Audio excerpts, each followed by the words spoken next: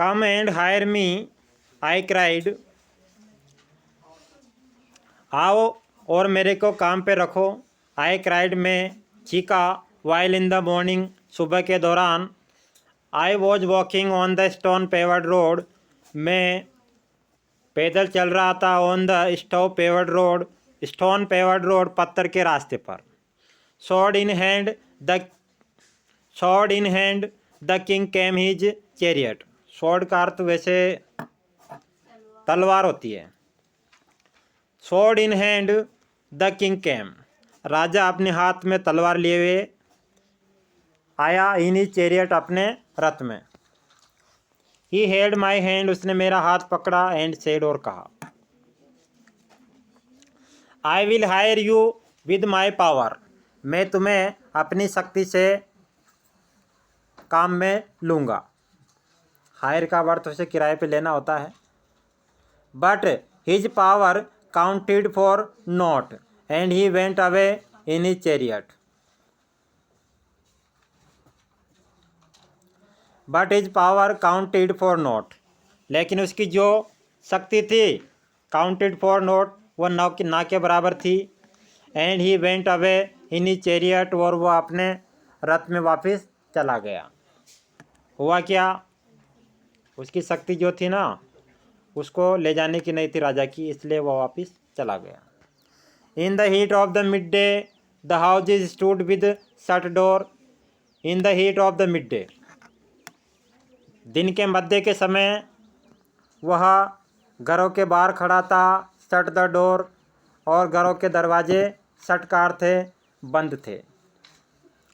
I wandered along the crooked lane, मैं टेढ़ी मेढ़ी गलियों में भटका। वॉन्डर्ड यानी भटका, चला। An old man came out with his bag of gold, एक बूढ़ा व्यक्ति आया जिसके हाथ में सोने के एक बैग था, सोने का, सोने से भरा हुआ। He pondered and said, I will hire you with my money, उसने गर्व के साथ कहा, गर्व करता हुआ वो गर्व किया और कहा, I will you hire with my money, मैं अपने पैसे के दम पे तुम्हें किराए पे रखूँगा, काम पे रखूँगा।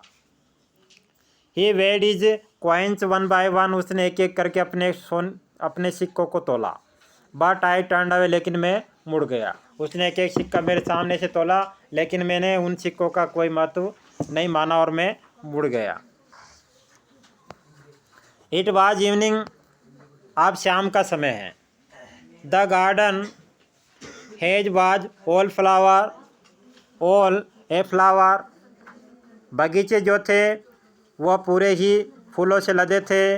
The fair made came out, एक सुंदर नौकरानी बाहर आई। एंड सेड, और कहा, आई will hire you with a smile, मैं तुम्हें अपनी एक मुस्कुराहट से ही काम पे रख लूँगी।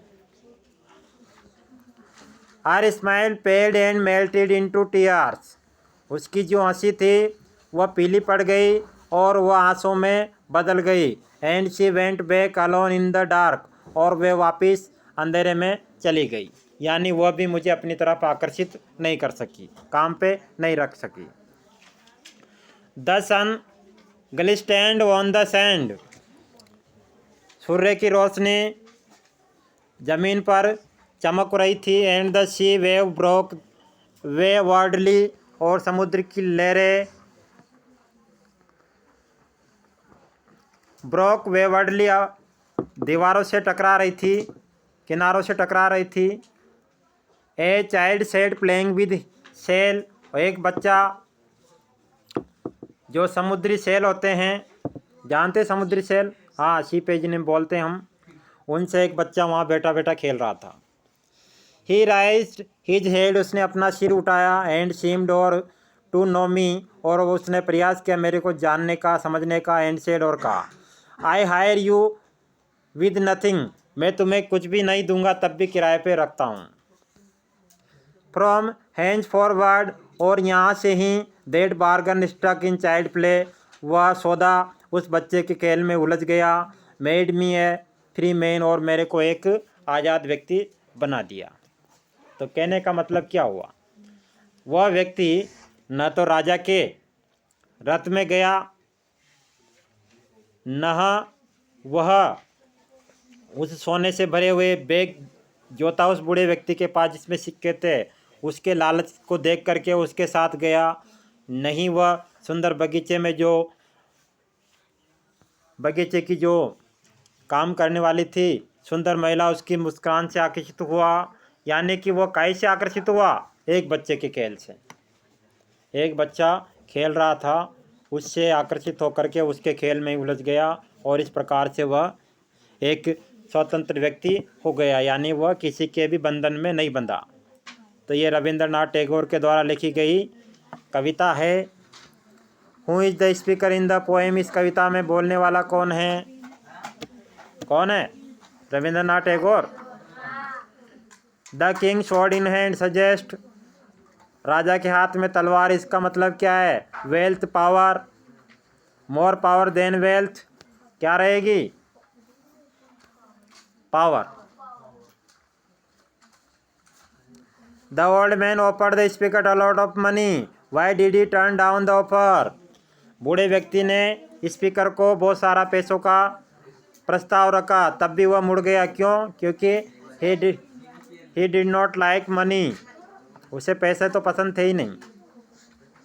अब यहाँ पर कुछ लाइनें दे रखी है। I have nothing to give you except good will and cheer, her happiness were no more than shore in disguise, the king might was not worth much.